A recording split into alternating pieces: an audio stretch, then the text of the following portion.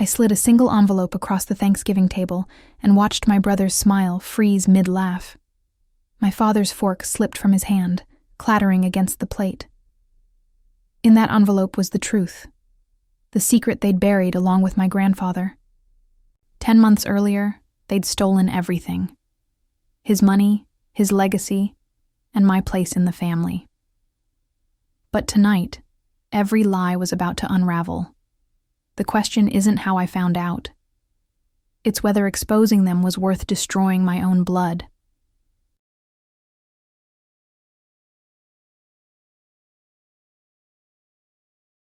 I grew up in a town where every house had a white fence and every family smiled for the Christmas card. From the outside, we looked perfect too. Sunday dinners, birthday parties, family vacations. But behind those smiles, everything revolved around my brother, Ryan. He was 3 years older, the golden child since birth. My parents adored him like he hung the stars himself. When Ryan graduated high school, they threw him a backyard party big enough to be a wedding.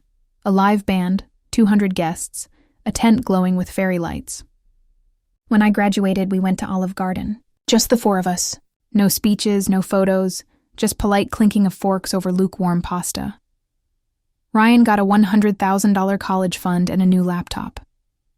I got directions to the local community college and you'll figure it out.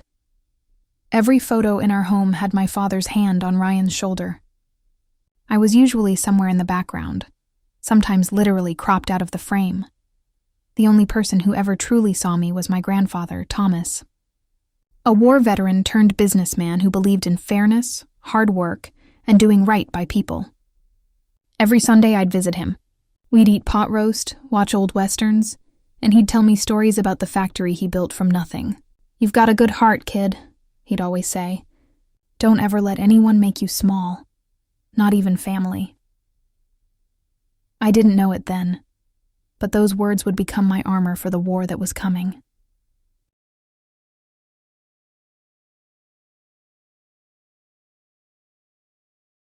When my grandfather got sick, I was there almost every day.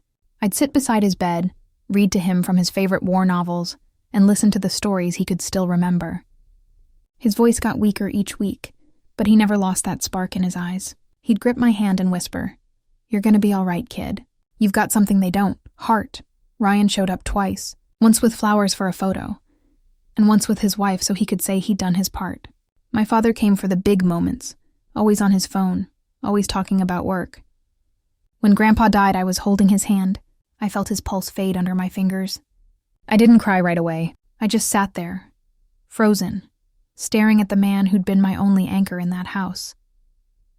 The grief hit later, the kind that sits in your chest and doesn't leave.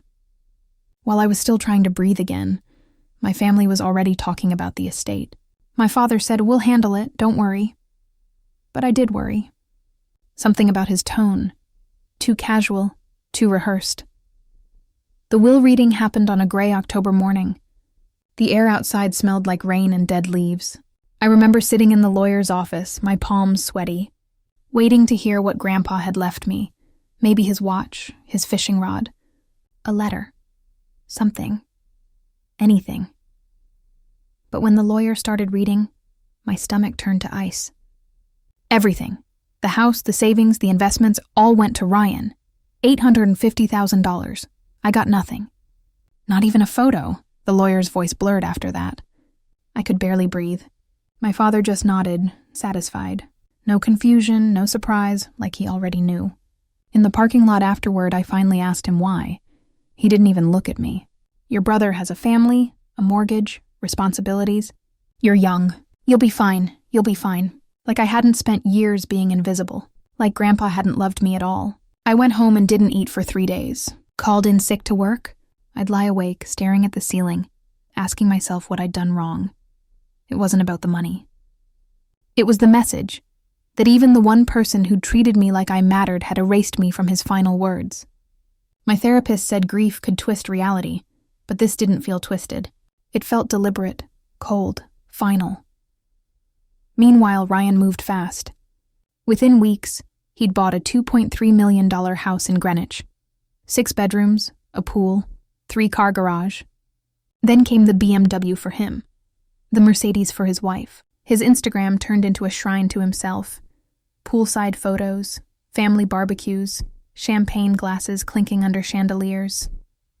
Every caption tagged my father, grateful for family who believed in me. Family gatherings shifted to Ryan's house. 4th of July by his pool. Christmas under his 12-foot tree. I went once out of guilt. Watched my father beam with pride as Ryan bragged about smart investments. At one point, Ryan looked right at me and said, "Dad always knew which son would make something of himself." My father laughed. Everyone laughed. That night I left early, sat in my car and cried in the driveway. A week later, Ryan posted a photo of a brand new boat. The caption said, "Grandpa's legacy lives on." That's when my grief burned away. What replaced it wasn't sadness, it was rage. Cold, steady rage. Because I knew my grandfather, the man who split cookies in half so we'd each get our fair share. The man who taught me fairness like it was religion. He would never cut me out. Something was wrong. Something had been changed, and I was going to find out what. The next morning, I sat at my kitchen table staring at my phone. Ryan's smiling face filled my screen. Him and his wife on their new boat, champagne flutes raised high. The caption read, "Grandpa's legacy, our future, legacy." The word burned. I opened my grandfather's old contact list, the one he'd kept in a black leather notebook, and found a name I remembered. Richard Morrison, his lawyer. I didn't know what I was looking for, but I knew I wouldn't rest until I had answers. When I called, Richard's assistant hesitated before putting me through. He sounded tired, older than I remembered. "I was your grandfather's attorney for 25 years, he said softly. "He spoke about you often." I asked him point blank if there was any chance that the will read in court wasn't the one my grandfather had intended. There was a long silence on the other end. Then, in a low voice, he said, "I can't discuss client documents in detail, but there were complications before he passed." "Complications?" I pressed. He exhaled. "Your grandfather signed 2 wills. My heart stopped. 2? "The first was about a year before his death," he continued, "leaving everything to your brother. But 2 weeks before he passed, he asked me to draft a new one, equal distribution between both grandsons." I could barely speak. "Then why didn't the new will go to court?" He looked me in the eye, pity flickering there. "Your father was the executor. It was his legal duty to file the most recent version. But only the first will was ever submitted." It felt like the ground disappeared beneath me. My own father, the man who taught me to tell the truth, had buried my grandfather's final words. When I asked if Richard still had the second will, he nodded. "Yes, properly witnessed and notarized, dated October 15th. 2 signatures, his hospice nurse and his accountant." He paused, then added quietly, "Your grandfather also wrote something in the margin, in his own handwriting." He slid the document across the desk. My throat tightened as I read the note in shaky pen. "Both my grandchildren have my heart. Both deserve fairness. This is my final word." Thomas, I sat there for a long time, staring at the paper. I wasn't imagining it. I hadn't been forgotten. He had seen me. When I left Richard's office, the autumn air hit me like a slap. I stood on the sidewalk, shaking, and for the first time in months, I didn't feel small. I felt furious. I hired a lawyer the next morning, Patricia Chen, a probate litigation bulldog known for eating fraud cases alive. Her office was modern, spotless, and she wasted no time. "If what you're saying is true," she said, "this isn't just a family dispute. This is felony-level fraud. We spent 3 months building the case." Patricia subpoenaed every probate filing, every bank record. The hospice nurse confirmed everything. My grandfather had been lucid, insistent about equal treatment. The accountant produced his notary log, showing the exact date and signatures. Then Patricia found the smoking gun, text messages between my father and Ryan, buried in a cloud backup. My father wrote, "Don't worry, he'll never know." Ryan replied, "We're set for life." Reading those words, I felt my blood go cold. I'd expected betrayal, but seeing it in writing, the casual confidence, broke something in me. Meanwhile, Ryan kept living like nothing was wrong. New vacations, designer watches, an $800,000 rental property in Stamford. Every post online was another reminder that he was spending my half of the life our grandfather had built. Patricia called one night around 9 p.m. "We're ready," she said. "You can file tomorrow or—" She hesitated. "We can confront them directly first." "Why?" I asked. "Because once it goes to court, it'll be public. And your father's reputation, gone overnight. If you want to make them understand, really understand, confrontation might hit harder." I didn't even hesitate. "We'll do it my way," I said. "In front of everyone." Patricia nodded. "Then pick your stage." The irony wasn't lost on me when I chose Thanksgiving. The same holiday where I'd always been invisible. This year they'd see me. And the truth, whether they liked it or not. I could picture it already. My father's perfect dining table, golden light through the curtains, the smell of turkey and wine filling the air. My family laughing, bragging, pretending we were all still whole. And then, the envelope, the document that would burn through every lie they'd ever told. I spent the next few days replaying Grandpa's voice in my head. Never let anyone make you small, not even family. I wasn't going to be small anymore.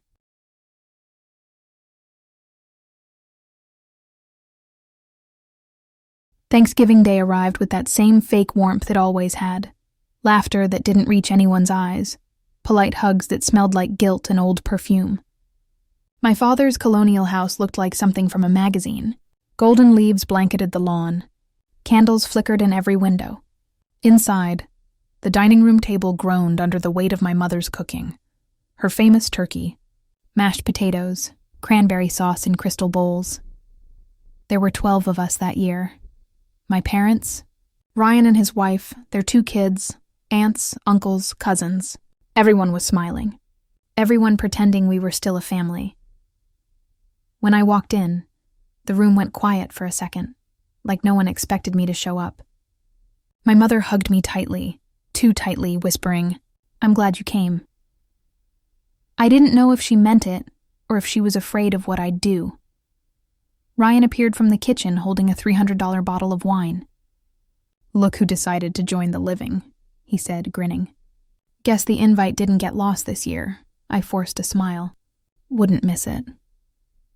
We made small talk over appetizers, the kind of shallow conversation families use as camouflage. Ryan boasted about his new rental property deal, the boat, his latest watch. My father laughed, proud, like Ryan's success was his own reflection. I could feel the envelope in my jacket pocket like it was pulsing, alive, waiting. Dinner began. Plates clattered, glasses clinked. Ryan carved the turkey like he was cutting through victory itself. My father raised his glass for a toast. "To family," he said. "To hard work, to success, and to knowing who you can trust with responsibility." The words hit like a blade. I looked around the table. Smiling faces, nods. My heart pounded in my throat. My hand brushed against the envelope again. I stood up slowly. "Actually, Dad," I said, keeping my voice calm, "there's something I'd like to add to that toast." He frowned. "Now? Can it wait until after dinner?" "No," I said. "It can't." I reached into my jacket and pulled out the envelope. The room went still. Forks froze halfway to mouths. I laid the envelope on the table and slid it across the polished wood toward my father. It landed in front of him with a soft whisper. "This," I said, "is something you forgot to share with the family." My father looked confused for a heartbeat. Then he saw the heading on the document. His face drained of color. His hand trembled. The fork slipped from his other hand and clattered against his plate. Ryan leaned over. "What the hell is this?" He snatched the document and started reading. His face went white, then red. "What the paw was this supposed to be?" The settlement came through in March. 8 months of legal filings, hearings, and depositions boiled down to a single wire transfer. $456,000. I stared at the number on my screen. I should have felt vindicated. Instead, it felt hollow, like staring at the ruins of something that used to be home. I paid off my student loans, put a down payment on a modest condo in Providence, started an investment account. On paper, I was better off than I'd ever been. But there was no victory in it, just quiet, My father's reputation evaporated overnight. His name, once whispered with respect at his firm and his church, became a warning. My mother left him a few months later. I heard she lives in a small apartment near Hartford now. She still calls every week, leaves voicemails saying she loves me, that she wishes things had gone differently. I never know what to say. Where was that voice when they erased me? Ryan's downfall came faster. He sold the Greenwich house at a loss. The boat vanished. The cars, too. His wife stayed, barely. They moved to North Carolina. He works in sales now. No more Rolexes, no more Instagram highlights, just silence. As for me, I've built a small, peaceful life. I have friends who know the whole story. People who see me, not my last name or my family's money. I'm dating someone kind, the kind of person Grandpa would have liked. But holidays are quiet.